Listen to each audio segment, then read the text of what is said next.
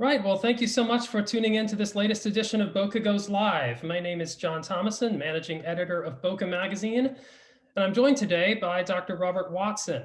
Robert Watson is a professor, author, historian, media commentator, and community activist. He joined the faculty of Lynn University in 2007 after spending 15 years teaching at universities around the country. He has published over 40 books and approximately 200 scholarly articles, essays, and chapters on topics in history and politics. His recent books, America's First Crisis, The Nazi Titanic, The Ghost Ship of Brooklyn, and George Washington's Final Battle, which we'll be talking about today, have received critical acclaim.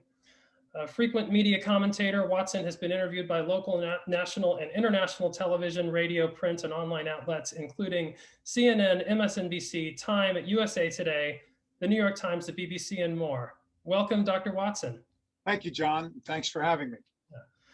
So we're here to talk about your newly released book. Yay.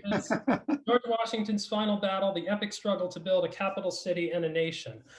Now, we tend to think of the White House and the Capitol building as these eternal fixtures of the nation's capital. But of course, when George Washington was elected our first president, we didn't even have a Capitol, let alone these monuments to democracy within it. And that's, I think, a lot of what your book is about. So why was the formation of the capital city such a struggle for the first president? Okay. So I wanted to write the book for those reasons. One, I find that most Americans love their capital city. We love the tree-lined mall, the world-class museums, the touching memorials and monuments, the majestic government buildings, but people just don't know the story behind it. Likewise, any American school kid knows all about George Washington as the general, the first president. You know, he was heroic and stoic. But what people don't know is Washington could be a real visionary, and he also could be a political chess master. And those are traits that we rarely associate with Washington. So what he did in the short was, after the Revolutionary War, he was shocked to see that the unity that held us together during the war had completely collapsed. We were in debt. Our currency was worthless. Factions were emerging. There was a North-South rift. So Washington identified a couple of problems. One, we have no credibility in the eyes of Europe. They saw us as a backwater. Two, our government was this nascent republic. The government was floundering. It wasn't going to survive. He needed to strengthen it. Three, the people did not have any sense of an American identity or a national purpose. If you were to take a time machine, John, and go back and meet Thomas Jefferson in 1776 and ask him about his country or nation, he would say Virginia. Ben Franklin would say Pennsylvania. So Washington wanted to imbue people with a sense of national pride. And fourth and finally, the rift between the North and the South. So Washington came up with an idea, a vision.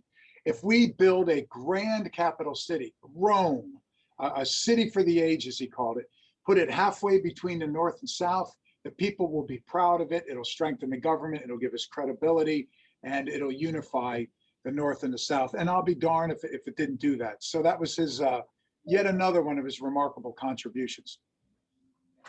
Now, I'm sorry, I've got a phone going off here. What would be a good example of something that you discovered in researching this book that Washington's previous biographers either didn't fully explore or maybe glossed over, because he's been written about quite a bit? Yeah, he has been written about quite a bit. Washington's often presented, even in the literature, as kind of simplistic, monolithic. He's more myth than man, more monument than flesh and blood. You know, he's this guy that stands around like Captain Morgan at the founding, at the Constitutional Convention. But Washington could get down in the mud in politics. He could lobby, he could twist arms. Case in point, there was a vote over the capital city at one point, and it came up 4 votes shy in the Senate.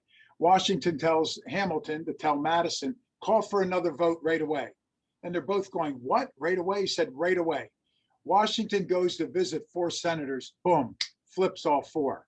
Could you imagine, John, being a senator and you're sitting in your office and the door opens and there is George Washington filling up the door frame. And he says to you, son, I'm going to need you to do something. I'm going to need you to vote with my bill. All 4 flipped like that. Washington could also compromise. He wanted the White House, the building now known as the White House, to be a lot bigger. He was willing to shrink the size of it because they ran out of money. He wanted it to have this limestone marble look. They ran out of all of that. He put brick as a facade and then had it like covered with a white limestone to make it look the other way. So Washington was willing to compromise. He was willing to twist arms. He was willing to lobby. And one more example, you know, whenever you're building a development, like in Boca, if there's a new mall or a wonderful complex, there's always that one guy that won't sell, right? Like in the Pixar movie Up, you know, Yeah. the skyscrapers around him and he won't sell. There was this one guy, Washington sent a letter to the man saying, we're going to need your property because it's right smack in the middle of the capital city. The guy wouldn't sell. Washington dispatched one of his federal commissioners. The general would like you, he wouldn't sell. Finally, Washington just goes and says, listen, you have a couple hours to get out of the house. We're tearing it down. Now, he did reimburse the guy, but, you know, so he could lower the boom. He could be political. He could lobby. He could horse trade. And that's just a side of him that we typically don't read about. It doesn't fit the narrative of this great monument rising above the, you know, the day-to-day politics. So. Yeah, and some of this grislier stuff kind of leads into another question I had, which is, did the intense struggles that Washington faced in forming this government in a capital city, did they shed new light on today's party gridlock or even the internecine conflicts within parties? Because I think there's this myopia that our politics have never been as nasty as they are now, for instance. Yeah. Well, our politics are certainly nasty now and certainly dysfunctional and certainly partisan and certainly gridlocked, but it's not new. You're absolutely right. The Civil War is an obvious example. But all the way back to the founding, yes, clearly. Some of the things that really frustrated Washington, one, a north-south divide. And today, I think we're divided north-south, urban and rural. We were divided by factions, which we would today call parties. Instead of Democrat and Republican, we had the Federalists and the Anti-Federalists. The Federalists led by Adams and Hamilton, the Anti-Federalists led by Jefferson and Madison. And when the Federalists said yes, the Anti-Federalists said no without even knowing what they were talking about, you know, without even knowing the issue, which is similar to today's politics. So yeah, John, there are some eerie parallels to what's happening today in our politics, but there's also some lessons in that Washington repeatedly tried to rise above the day-to-day politics and unite the North and the South by locating the capital in the middle, unite the factions, reach out to everybody involved. Even though he was clearly a Federalist, aligned with Adams, Franklin, John Jay, Hamilton, Washington wouldn't say it. He saw himself as sort of the father of everyone, and he was a real even-handed president and leader of the country in that respect. And my goodness, couldn't we benefit from that the last few years or even today? So yes, some remarkable and alarming parallels to what's going on today. And weren't there at times actual fisticuffs on the floors of Congress? Multiple times. You know, our very first Congress, there was a fellow named Matthew Lyons. They called him the Spitting Lion because he would spit on people. And there was a Federalist named Griswold. And they got into an argument, and Lyons spits on Griswold from Connecticut. Lyons and his supporters go over to the congressional fireplace, the fireplaces in the building, take the steel tongs out, and they're attacking people with steel tongs, busting chairs over them like a World Wrestling Federation. There were multiple times where there were fisticuffs. There were several occasions when Southerners brought pistols in and threatened people at gunpoint.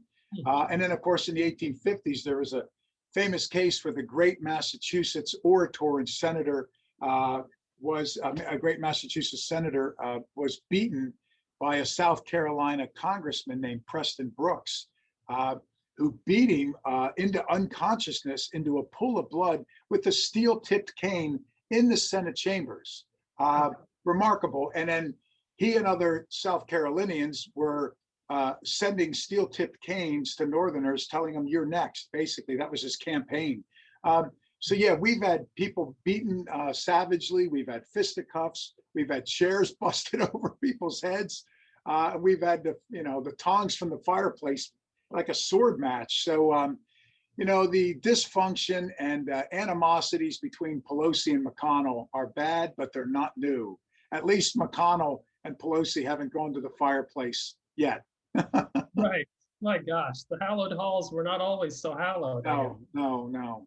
Now, what is the legacy of Washington, D.C. being where it is? Do you think it is significantly more meaningful than if, say, Philadelphia or Albany had been chosen as the capital?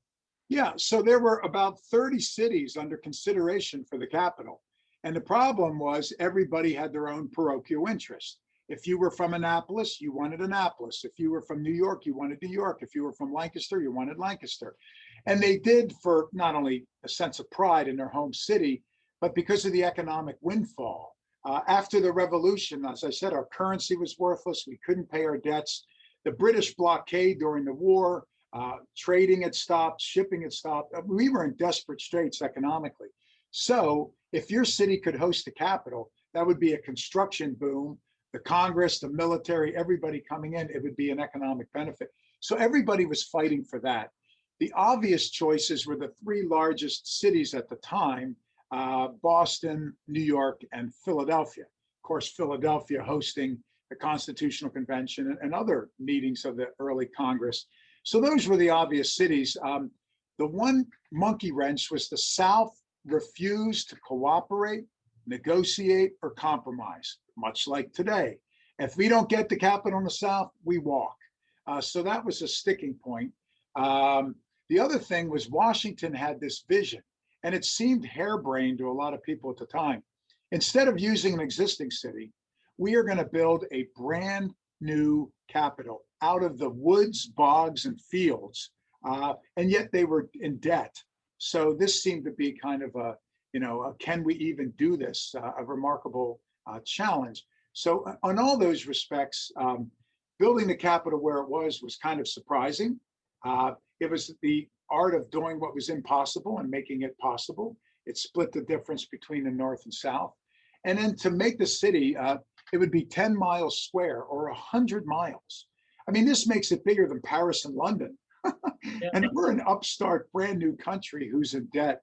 And Washington had this vision. He really wanted to recreate Rome, and think about the design of the city with these grand boulevards intersecting with large city squares filled with monuments and memorials. And I'll be darned if that isn't what we have today. So it was a shocking and difficult endeavor, but he made it happen. And I guess the one other thing on that, the Revolutionary War started in 1775. The capital city doesn't open up until November 1st, 1800, which means we went an entire quarter century without a capital. That's no way to start a nation. Yeah. And it was, they were moving from city to city. There was even a joke at the time, John, where they said maybe we should have multiple capitals and just move every couple of days. The problem was they said Congress is so unpopular, nobody will want them coming into the city. So they were joking, the founders, we should build a Trojan horse, hide Congress in it, and at night move it into the city and then quickly move it out of the city. So. Wow. Now, I guess I'm going to ask kind of a leading question here, but isn't it obvious that with so much history and the importance of Washington, D.C., that shouldn't D.C. have voting representation in the Senate? Yeah, I have always favored statehood for D.C. No question about it. No question. The population is roughly 700,000 people, which means it's roughly 200,000 people larger than Wyoming, the smallest state. It's equivalent in size, population to North Dakota, Alaska, Vermont, and yet it doesn't have full enfranchisement. It doesn't make any sense in 2021 to have almost 750,000 Americans without enfranchisement. So I've always favored having them have two senators, making it a state. I can't imagine the Republicans would ever go along with this because you'd have two liberal, likely African-American senators and a liberal Democratic representative. Same token, I think there's an argument to be made for Puerto Rico. A few million people, for crying out loud, and a lot of Puerto Ricans have served in the American military for a long time. The one kicker with making DC a state is the usual statehood process, but there's one monkey wrench in there, and that is this. In June of 1783, as the Revolutionary War was ending, a group of about 400 or 500 unpaid veterans came to Philadelphia, surrounded the building, which is now known as Independence Hall. And they were ready to bust in just like the people in the insurrection on January 6th. Drunks poured into the streets out of the pubs in Philadelphia, and they were going to grab our legislative leaders and beat them, kill them, take them hostage, destroy the building. It was a tense moment. Congress decided then and there, and it would later be a part of the Constitutional Convention, that the Congress would always have control of the capital city. They would never put the capital under a city or under a state. So DC today is actually administered by the Congress. They control, even though there's a mayor in DC, they control the budget, they control the policy. So if we make DC a state, they'd have to take DC and shrink it all the way down by law, by amendment, all the way down to just the Capitol Mall, you know, the Capitol Building and Library of Congress down to the Lincoln Memorial, Jefferson to the White House. That would just be DC, and then all the rest of it would be the 51st state. Huh, interesting. Now, I'm sure your students have some thoughts about this next question, but George Washington has come under fire recently since he was a slave owner. Monuments of him have been defaced over the past year and so on. Is this a fair critique of his legacy? Yes. Now, having said that, I kind of take the middle ground, the 50-yard line. I don't think we should leave memorials to Confederate generals sitting up untouched, and I don't think we should have military bases named for Confederate generals. It must be remembered that they attacked the United States, they shredded the Constitution, they did so to perpetuate human bondage, and hundreds of thousands of people died. So we don't put a memorial to Osama bin Laden or to whomever. Having said that, I don't like the idea of mobs tearing down statues. We should have a civil dialogue. The city council should vote on it. It should be removed by civil authorities. But I think these memorials and monuments belong in museums, battlefields, universities, historic sites. Don't tear them down. Now, having said that, we need to differentiate between celebrate and educate. If we put a memorial up to a Confederate or whatever just to celebrate, or then take that down and put it in a museum or a battlefield. If it's to educate, we need to know our history. With George Washington, and none of the framers were flawless. You know, Hamilton made mistakes, Ben Franklin made mistakes. They were both womanizers. Jefferson and Washington were slave owners and owned a lot of slaves. On balance, though, slavery is something that is always wrong. The cardinal rule for historians is you don't take something in 2021 and use that mindset to judge something in 1776. However, genocide, war, terrorism, slavery, they're always bad no matter when. So, but we need to balance that with the fact that if George Washington had not been our commander in chief, you and I would be drinking tea today. Washington's accomplishments deserve to be recognized. So I say we keep all the Washington, Jefferson, Hamilton, Franklin memorials up, but we need to do a better job of educating people. This is a teachable moment. Yes, he was the great father of his country. Yes, he was a great man. Yes, he did A, B, C, D, and E, but he did own slaves, and that has to be part of the conversation. Now, we recommend that you check out George Washington's Final Battle. That is not your only book of the season, however. You're also one of the editors of Leadership and Legacy, the Presidency of Barack Obama. Now, as a historian who takes the long view of presidencies, do you feel like this book is kind of a first draft that may need revision, or have enough years passed since Obama left office that this is the right time to assess his legacy? Great question. So I have the great honor, the great good fortune of being one of that small group of historians that they ask every about 2 or 3 years to rank the presidents. And that's always a lot of fun. I mean, you know, the leading biographers and scholars at your Ivy institutions are among this small fraternity. So I quite enjoy that. There's a few things that we all talk about when we're asked every 2 or 3 years to rank the presidents. And foremost among them is, when do you rank? There's a 1978 Presidential Record Act, which says after a president leaves office, after Obama left office, after Trump, all the records, papers, tweets, memos, everything goes to the National Archives. They go through everything to make sure there's no state secrets, and then they release them. And that often takes about 14 years. They release them then to the presidential libraries. And then you and I can file a Freedom of Information Act request or just go and read this stuff. So it takes years before historians have had a chance to dive into all the documents, papers, and all that. So I typically hold off on ranking a president for many years, as does everybody else. So why the book? It's published by State University of New York. I'm their series editor, and I've worked with a couple of other professors, and we've done books on other presidents like this. With Obama, he was, you either loved him or you despised him. And we've had an assault on the truth. We've had an assault on the media. We've had an assault on facts over the last several years. Goodness, people don't believe in science or evolution or climate change, but they believe in QAnon madness and conspiracies, which are utterly implausible. So within that environment, the debate over Obama's presidency, one person will tell me he was great. The next person will say he was average. The next person say he's the worst. I mean, I've seen, people come up to me and say from the best to the worst. My goodness.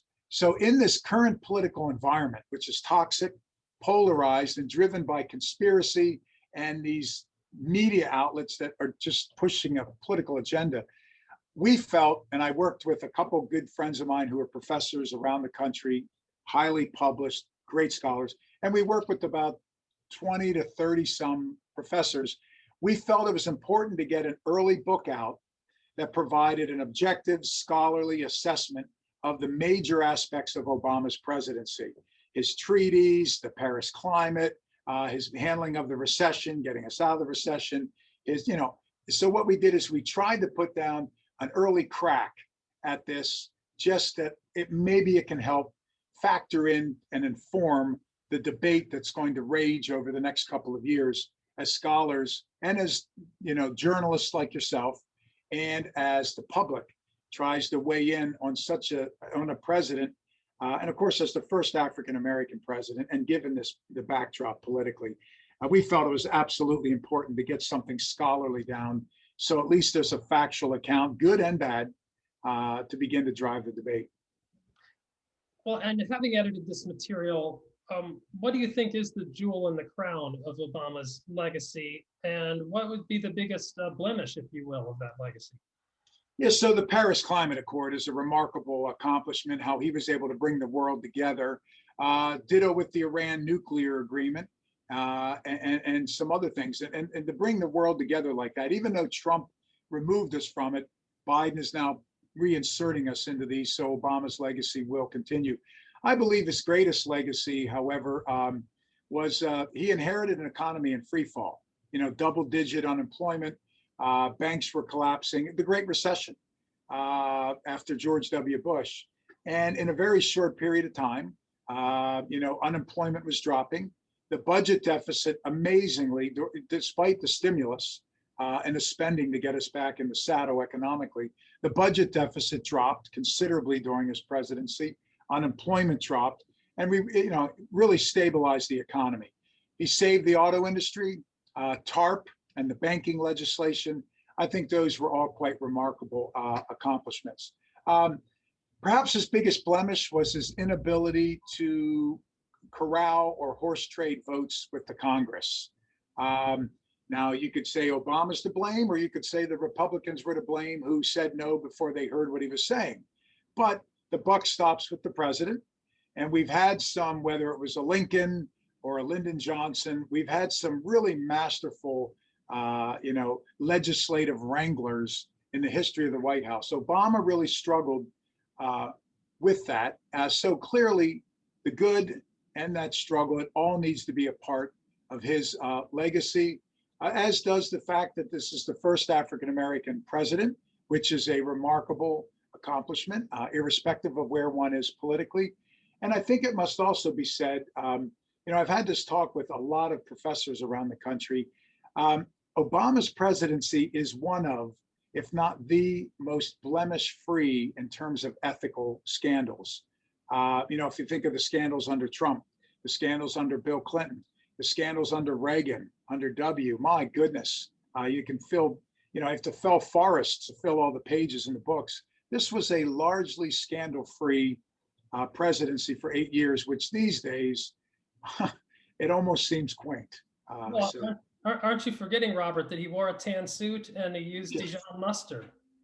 I remember the tan suit, and I remember that being as on Fox News that for a month they criticized him over the tan suit. And you also remember Michelle went with a dress without sleeves, and they said she disgraced the first ladyship, even though one, Jackie Kennedy always wore sleeveless dresses, and two, John, if I had arms like Michelle, I would go sleeveless right now. So Yeah, I hear you. Well, I guess she should have worn a coat that said, "I don't care," I don't you know, or care. whatever Yeah, that. Yeah, that's I that's know. another. Shocking. We don't want to get into that. But now the first chapter in this book seems like an important one, the vice presidency of Joe Biden. What does his tenure as VP tell us about how he will lead for the next 4 years as president?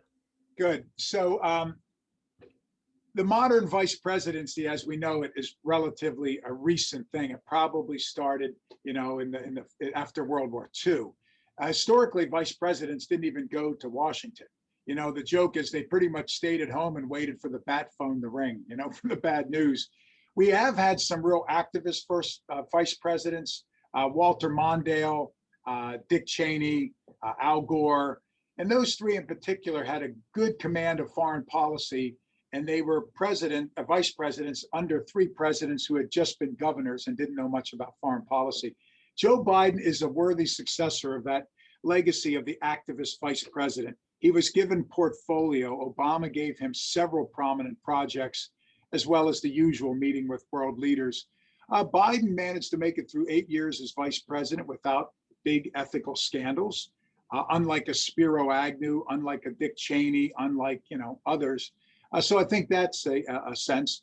Biden was also someone who was known for his personal relationships in the Congress. Joe Biden's old school.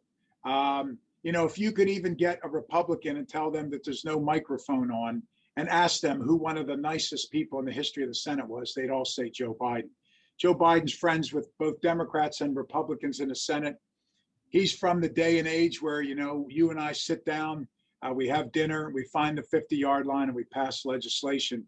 And he really did that during his vice presidency. For example, there was an issue when the Iron Dome anti-missile system for Israel and the David Sling, the Arrow, a lot of these defense technologies, which were joint products between the US and Israel, were given to Israel. Biden had gone over to present all that, and Israel decided that they would like to get additional batteries because they were so successful. It was Joe Biden who went back to Congress, Joe Biden who went to Obama and sat down with everybody and said, look, we need more funding. Here's what we need to do. So good. Now, does that mean he's going to have luck with Mitch McConnell right now?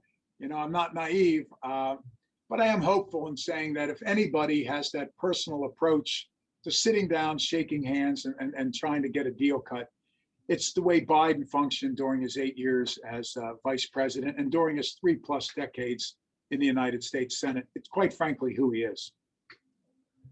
Well, I want to thank you so much, Robert, for this enlightening conversation today. Do you have any events coming up or appearances to mention if people want to learn more? Yeah, and over the next 2-3 weeks, I'll be at the Levis JCC in Boca talking about the book. I'll be at the Sterling Road Library in Fort Lauderdale and the downtown Delray Beach Public Library.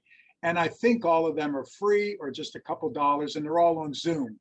So the Sterling Road Library, the Delray Beach Public Library, and the Sandler Center, Levis JCC in Boca. So, and John, I just want to thank you for taking an interest in the book and a chance to talk about something that I really, really enjoy, and that is my books. They're my babies. So sure. What website can people find out more information? RobertWatson.net. Really easy. RobertWatson.net has a list of my books, and I'll be updating it later this week. All right. Thanks again, Robert. Best of luck promoting these books. Thank you. All right, and thank you for tuning in to Boca Goes Live. I'm John Thomason, Managing Editor with Boca Magazine. We will see you next time.